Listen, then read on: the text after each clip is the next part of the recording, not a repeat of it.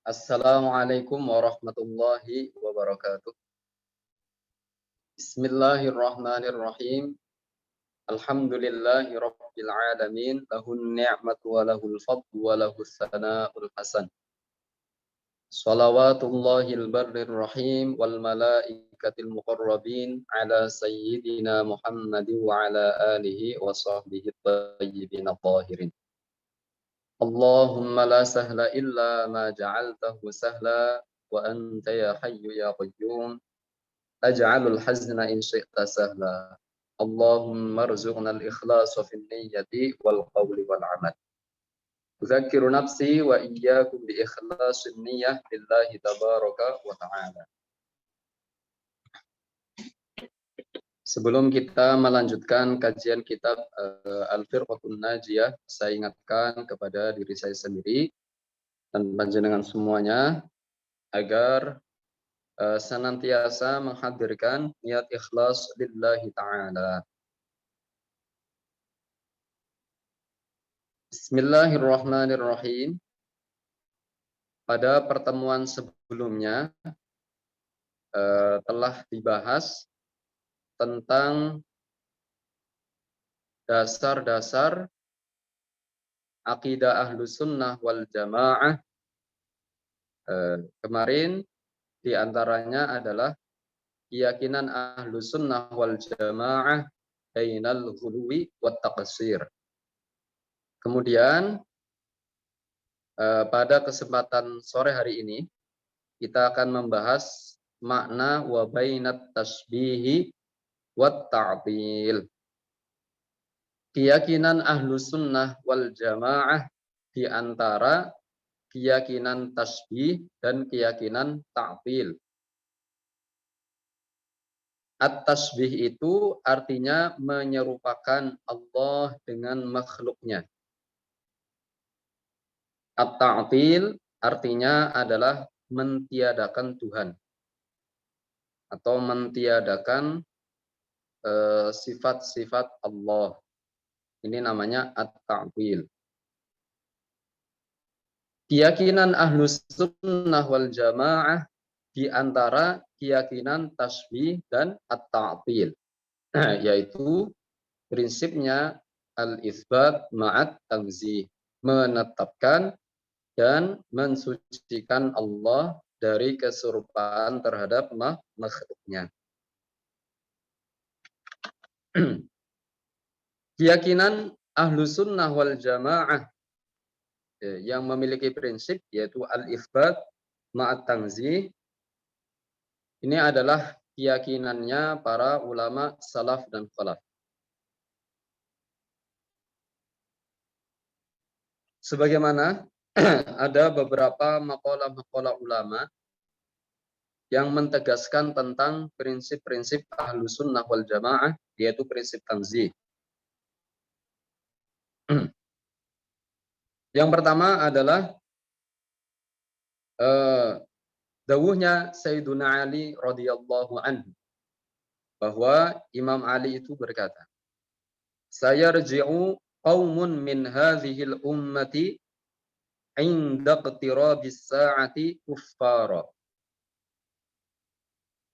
Maknanya, ketika mendekati hari kiamat, kelompok umat ini akan kembali dalam keadaan kufar, dalam keadaan kafir.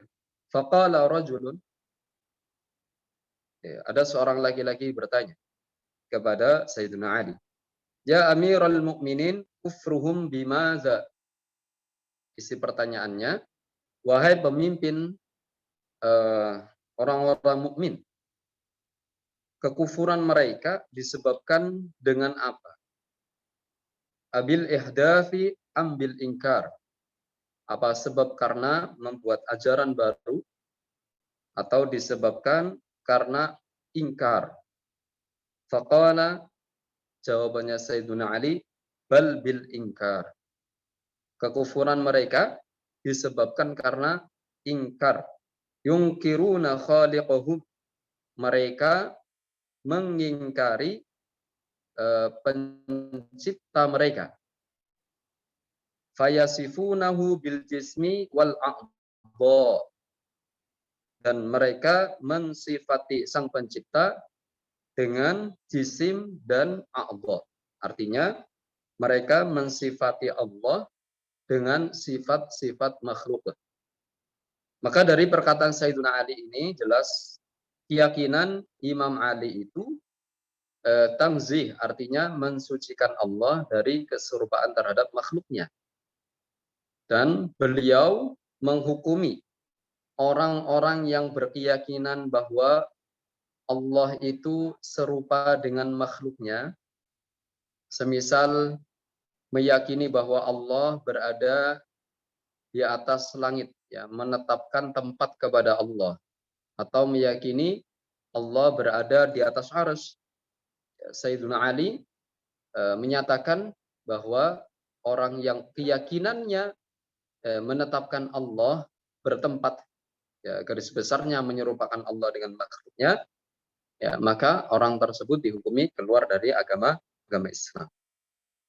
Terus kemudian perkataannya Al-Imam Ja'far As-Shadiq, ya. Qala al-Imam Ja'far As-Shadiq radhiyallahu anhu, man za'ama anna Allah fi syai'in aw min syai'in aw ala syai'in faqad asyrak. Kata Al-Imam Ja'far As-Shadiq, semoga Allah meridainya. Beliau mengatakan, barang siapa, ya, yang menduga atau menyangka bahwa Allah di dalam sesuatu atau dari sesuatu, au ala syai'in, atau di atas sesuatu, faqad asyraka, maka sungguh orang tersebut telah menyekutukan Allah. Kenapa orang yang berkeyakinan bahwasannya Allah di dalam sesuatu atau dari sesuatu atau di atas sesuatu, orang tersebut dihukumi orang yang menyekutukan Allah, ya, sebagaimana yang telah dijelaskan oleh para ulama-ulama tentang definisi at-tauhid. Apa definisi at-tauhid? Apa makna mentauhidkan Allah? Makna mentauhidkan Allah adalah ifradul qadim minal muhdats. Ya, karena definisi at-tauhid ifradul qadim minal muhdats. Definisi at-tauhid ifradul qadimi minal muhdats. Artinya mengesahkan Allah Ta'ala, tidak menyerupakan Allah, ya, dengan makhluknya. Ini definisi at-tauhid, sebagaimana yang dijelaskan oleh Al-Imam Al-Junaid, ya, beliau sebagai Sayyidus Sufiyah di zamanihi, Asy-Syaikh Junaid Al-Baghdad, beliau pemimpin sufi pada zaman.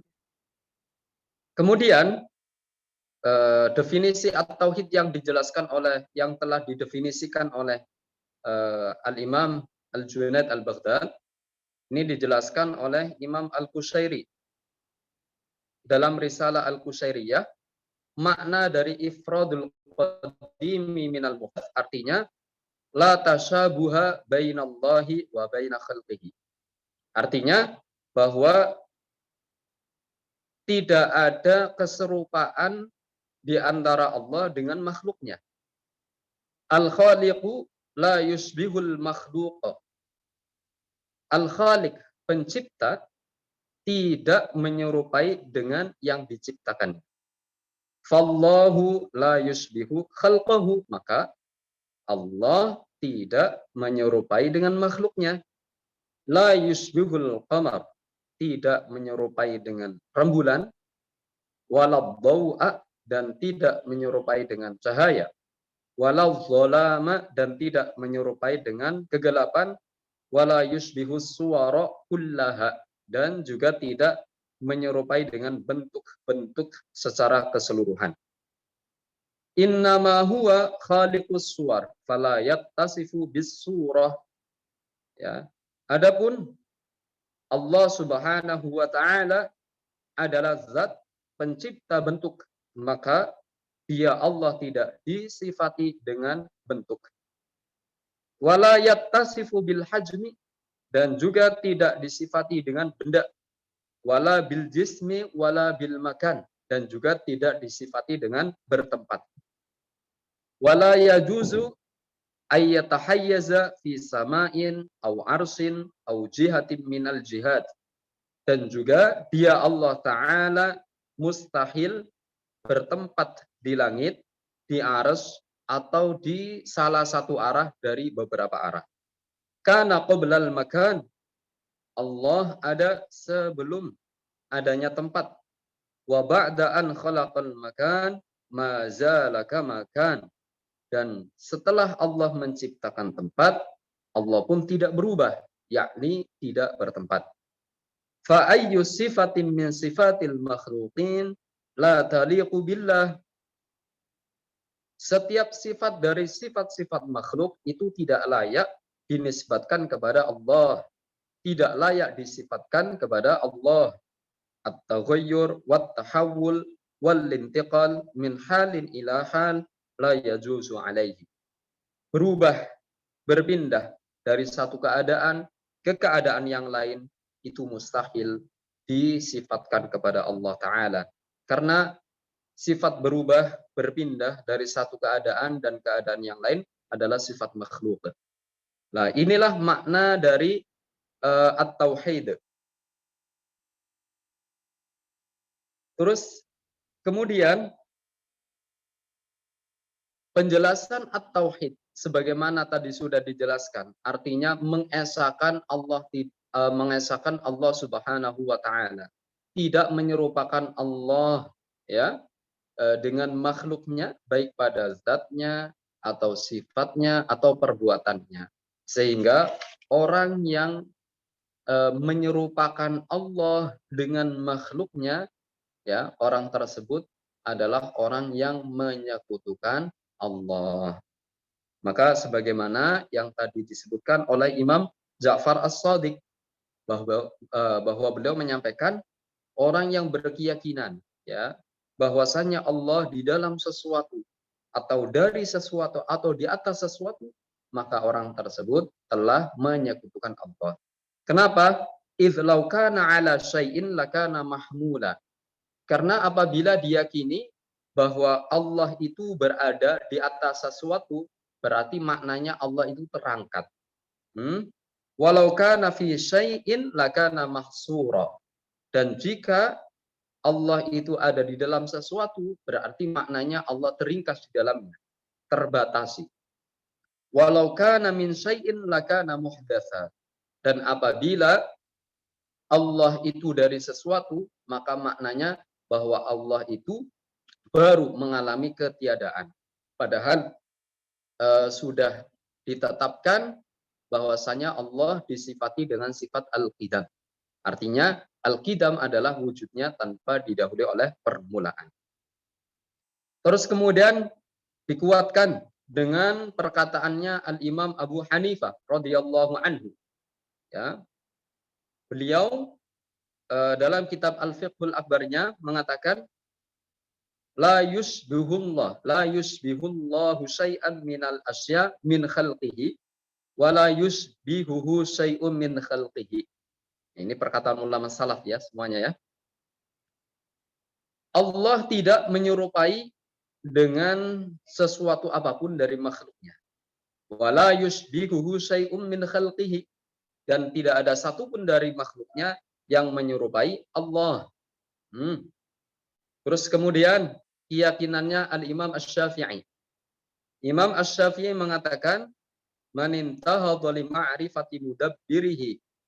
Barang siapa yang berijtihad, yang meneliti, yang ingin mengetahui siapakah zat yang mengatur alam semesta ini.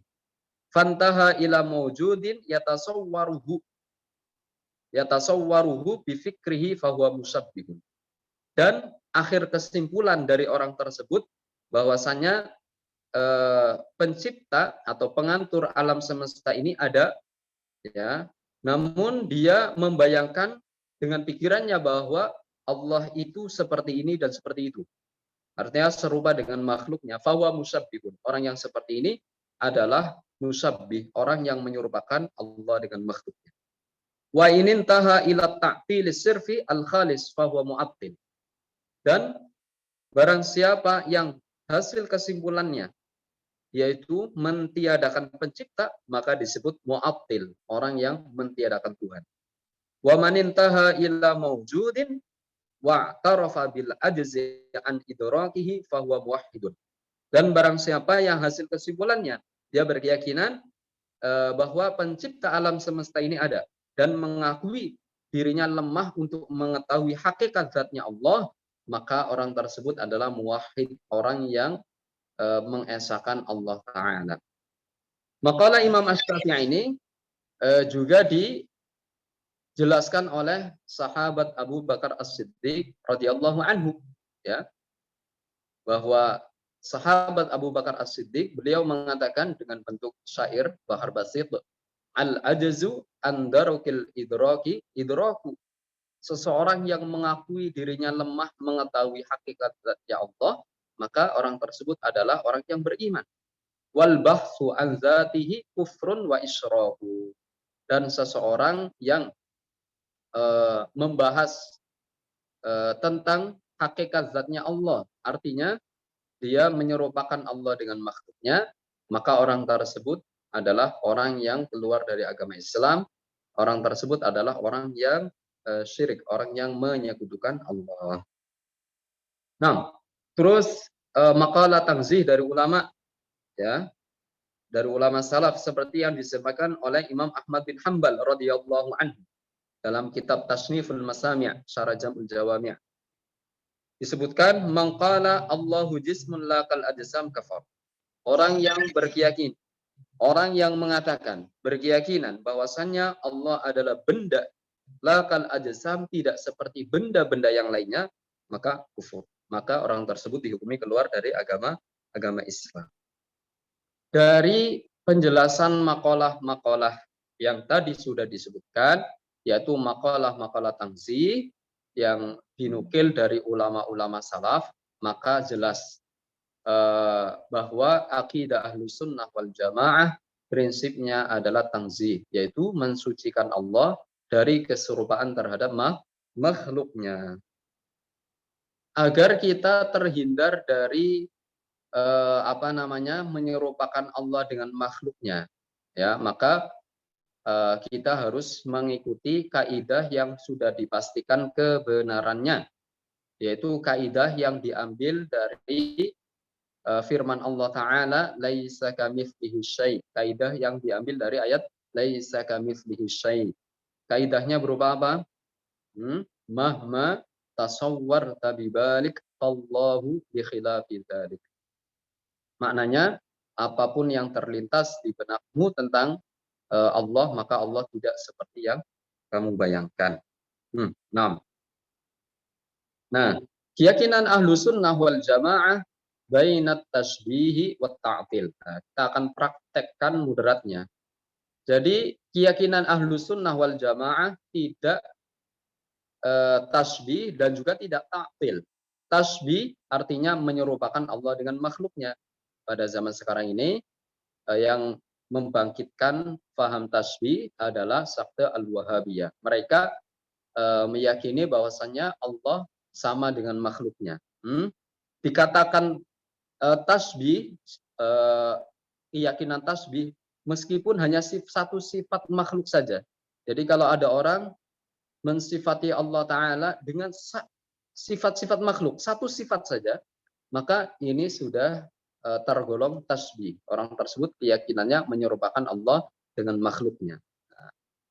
Orangnya disebut dengan musyabbih atau mujassim. Kalau kelompoknya nanti disebut dengan musyabbiha wal mujassimah. Kelompok pengistilahan kelompoknya namanya musyabbiha wal mujassimah.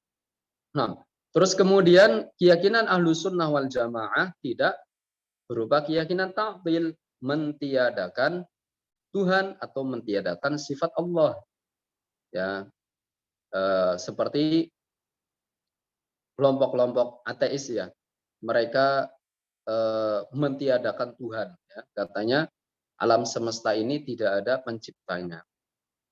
Dan juga contoh lain adalah seperti keyakinan kelompok Mu'tazilah. Mereka itu mentiadakan sifat-sifat Allah. Jadi mereka meyakini Allah menciptakan Zaid ya dengan zatnya, bukan dengan sifat kudrohnya.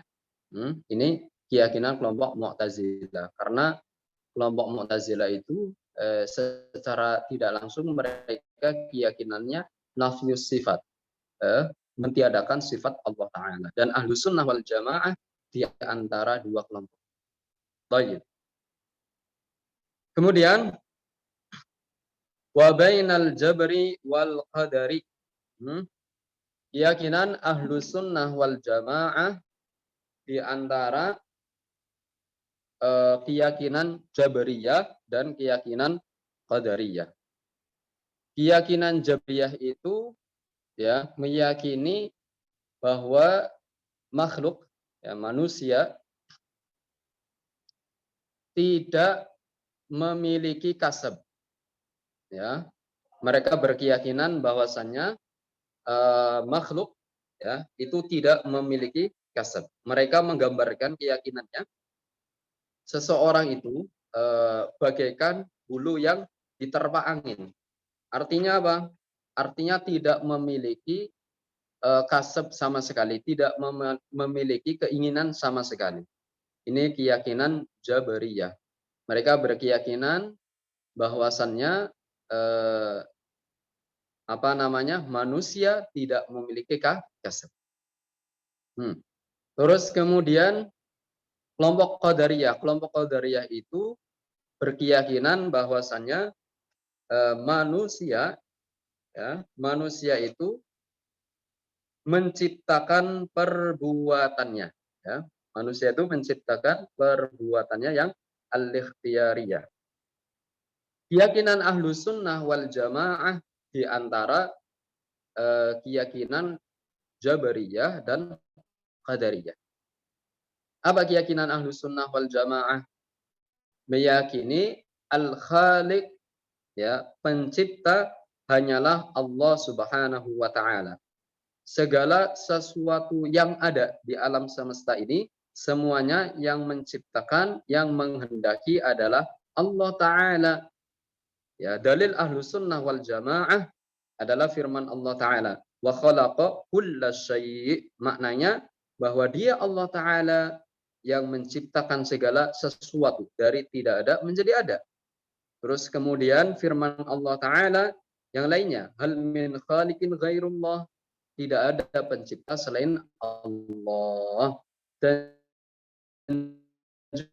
juga ahlu sunnah wal jamaah yang namanya makhluk itu tidak bisa menciptakan, tetapi makhluk itu memiliki kasab. Ya. Kasab itu apa? Kasab itu artinya keinginan seorang hamba ya untuk melakukan sesuatu, dan itu pun keinginan seorang hamba itu pun yang menghendaki adalah Allah Subhanahu wa taala. Ahlu sunnah wal jamaah dalilnya adalah firman Allah taala. Dalil isbatul kasbi, menetapkan kasab kepada makhluk, adalah firman Allah taala, laha ma kasabat wa 'alaiha maktasabat. Jiwa-jiwa yang melakukan kebaikan maka akan mendapatkan balasan kebaikan, dan jiwa-jiwa yang melakukan keburukan maka akan mendapatkan balasannya berupa azab. Nah, di sini ayat di sini dijelaskan laha ma kasabat wa 'alaiha maktasabat, menetapkan kepada makhluk bahwasanya makhluk itu memiliki kasab. Nah, terus kemudian dikuatkan pada ayat yang lain. Wa ma tasyauna illa ayyasha Allahu rabbul alamin. Nah, ini adalah ayat yang menjelaskan bahwasannya makhluk ya itu memiliki kasab, dan itu yang menciptakan adalah Allah taala. Nah, pada makna secara global bahwa ada istilah a'yan, ada istilah a'rad, ya. Ada istilah benda, ada istilah sifat.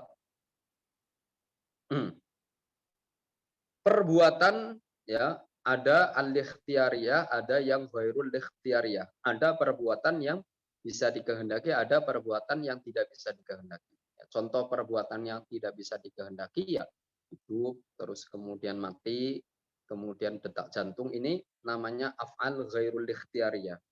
Kalau yang al-ikhtiyariyah yang bisa dikehendaki oleh makhluk seperti mau makan, mau tidur, ya, mau ngaji gitu kan. Ini namanya af'al al-ikhtiyariyah. Nah, baik af'al al-ikhtiyariyah ataupun af'al ghairul ikhtiyariyah, ahlu sunnah wal jamaah berkeyakinan yang menciptakan adalah Allah Ta'ala. Namun, perlu diperhatikan bahwa ahlu sunnah wal jamaah juga menetapkan keyakinan isbatul kasbi lil abdi, menetapkan kasab terhadap hamba, namun tidak menetapkan khalqun, penciptaan terhadap hamba. Makanya para ulama mengatakan fi'lullahi khalqun wa fi'lul abdi kasbun. Makna fi'lullah, perbuatan Allah, maknanya adalah penciptaan. Adapun makna perbuatan hamba adalah kasbun. Nah, ini keyakinan Ahlus Sunnah wal Jamaah. Berbeda dengan keyakinannya sekte atau kelompok Jabriyah. Letak kesesatan kelompok Al-Jabriyah ini adalah dari sisi nafyul kasbi lil abdi. Ya, nafyul kasbi lil abdi, mentiadakan sifat kasab terhadap hamba. Ini letak kesesatannya.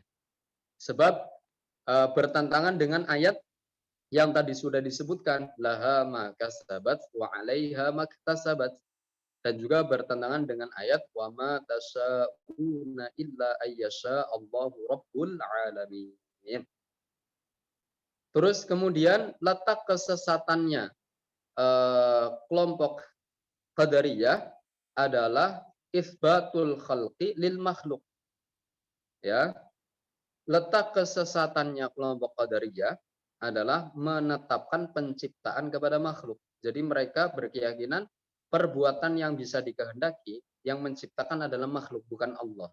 Ini jelas bertentangan dengan firman Allah Ta'ala, wa khalaqa kulla syai'. Ya, wa khalaqa kulla syai'. Dan dia Allah Ta'ala pencipta segala sesuatu. Nah, sesuatu di sini kan mencakup benda dan juga sifat benda. Terus kemudian bertentangan dengan firman Allah Ta'ala, wallahu khalaqakum wa ma ta'malun. Allah yang menciptakan kalian dan perbuatan kalian. Terus bertentangan dengan ayat hal min khaliqin ghairullah. Ya, tidak ada pencipta selain Allah Ta'ala. Serta bertentangan dengan ayat wa ma ramaita iz ramaita walakinnallaha rama. Pada ayat ini dijelaskan wa ma ramaita. Wa ma ramaita ay kasban, wa ma ramaita ay khalqan iz ramaita ay kasban. Kamu wahai Muhammad tidak bisa menciptakan pelemparan iz ramaita, ketika berusaha melempar. Walakinnallaha rama, tetapi hakikatnya yang menciptakan pelemparan adalah Allah Subhanahu wa Ta'ala. Di sini ayat yang sangat jelas sekali bahwasannya Allah menetapkan sifat khalqun, sifat penciptaan hanya kepada Allah, dan Allah Ta'ala menetapkan sifat kasab kepada seorang hamba, tapi tidak menetapkan khalqun ya kepada hamba. Maka keyakinan Jabariyah, keyakinan Qadariyah adalah keyakinan yang sesat dan juga menyesatkan. Apakah sampai kafir? Jawabannya ya, sampai kafir. Karena apa? Karena keyakinan tersebut bertentangan dengan ma yata'allaku bi asli makna syahadatain. Bertentangan dengan prinsip dasar pokok makna dua kalimat syahadat. Makanya dihukumi kelompok Jabriyah dan Qadariyah dengan keyakinan yang tadi sudah disebutkan, menyebabkan mereka terjatuh di dalam kekufuran. Terus kemudian yang terakhir yang disebutkan dalam kitab ini, prinsip akidah Ahlus Sunnah wal Jamaah wa bainal amni wal iyas, ya. Wa bainal amni wal iyas. Apa yang dimaksud wa bainal amni wal iyas? Al-amnu ini wal iyas ada khilaf maknanya antara Syafi'iyah dan Hanafiyah. Saya sebutkan yang mazhab Syafi'i saja. Jadi makna al-amnu itu ya artinya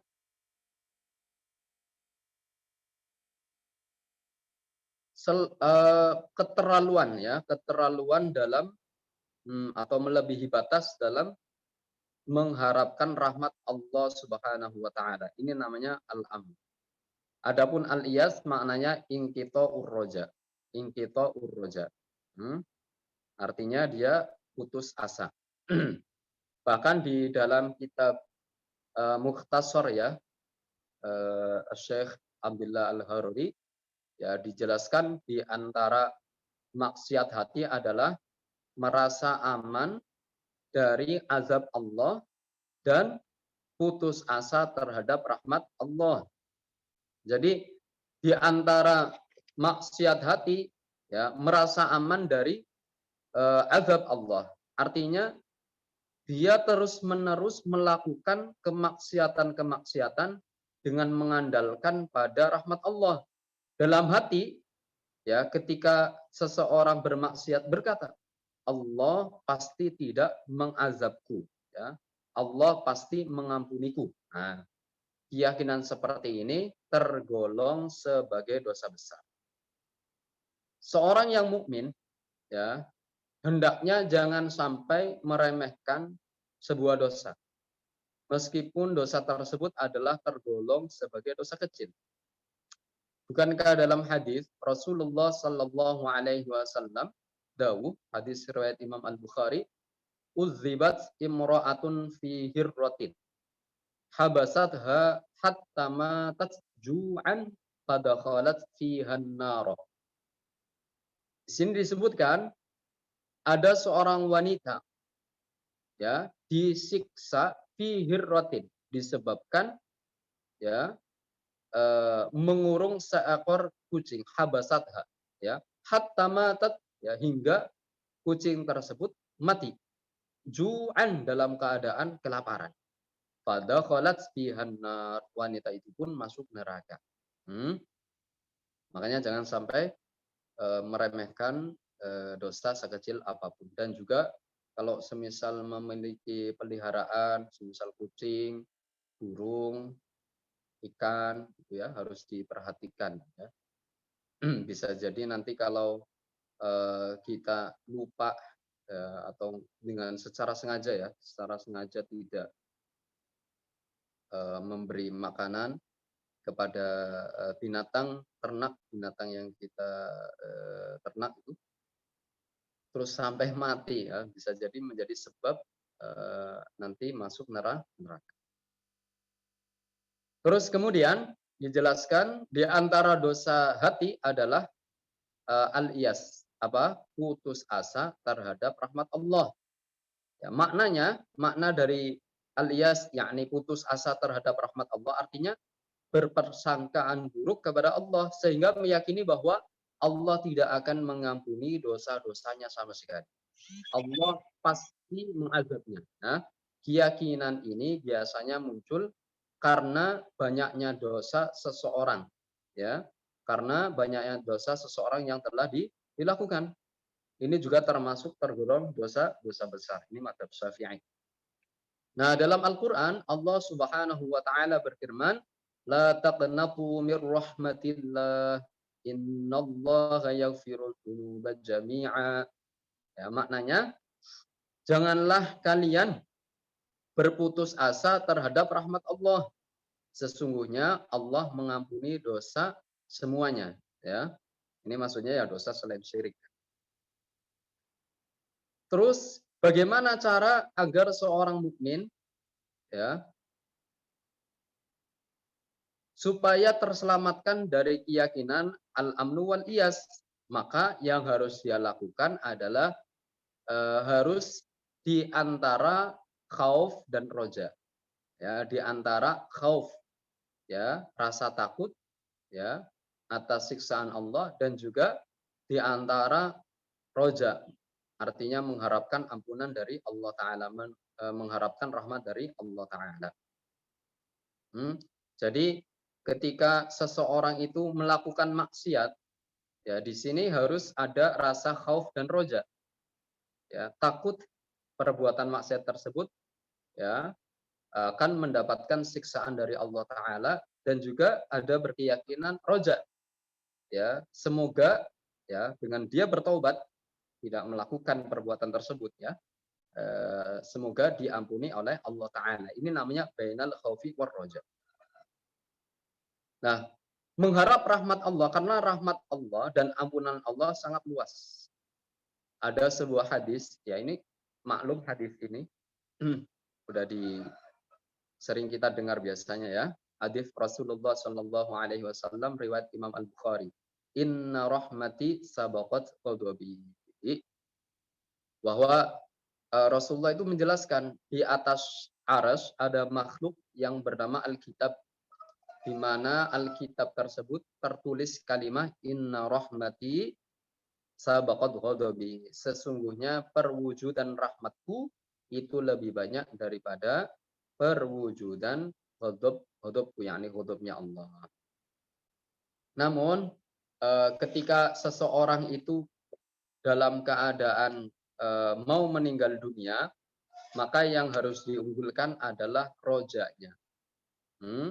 Karena mengikuti sebuah hadis dari riwayat sahabat Jabir, bahwa Rasulullah Shallallahu Alaihi Wasallam dahulu la yamutanna ahadukum illa wa huwa yuhsinu dhanna billah.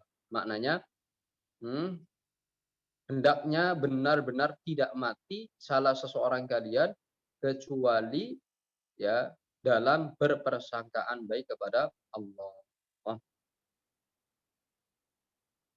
Sebagaimana yang dijelaskan di dalam kitab Umdatur Raghib, bahwa seorang yang beriman, ya, seorang yang beriman, khauf dan roja adalah seperti dua sayap bagi burung. Ya. Sebagaimana burung tidak akan bisa terbang dengan satu sayap, demikian juga seorang mukmin agar selamat dia harus memiliki dua hal ini, yaitu bainal khaufi war roja. Nah, inilah makna dari al-amnu wal iyas. Maka yang harus kita lakukan, hidup itu harus di antara bainal khaufi war roja, dan ini keyakinan Ahlus Sunnah wal Jamaah. Semoga bisa bermanfaat untuk kita semuanya dan bisa diamalkan serta ditularkan kepada teman-teman yang lainnya. Kita tutup seperti biasanya dengan bacaan tahlil. Nuhallil wa nusalli ala nabi. La ilaha illallah. Allahumma salli ala sayyidina Muhammad wa ala alihi wa sahbihi wa sallim.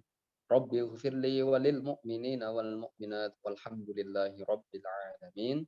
Barakallahu fikum wa ahsana ilaikum. Nas'alullaha as-salamata fid dini wad dunya wal akhirah wa husnal khitam. Wassalamualaikum warahmatullahi wabarakatuh.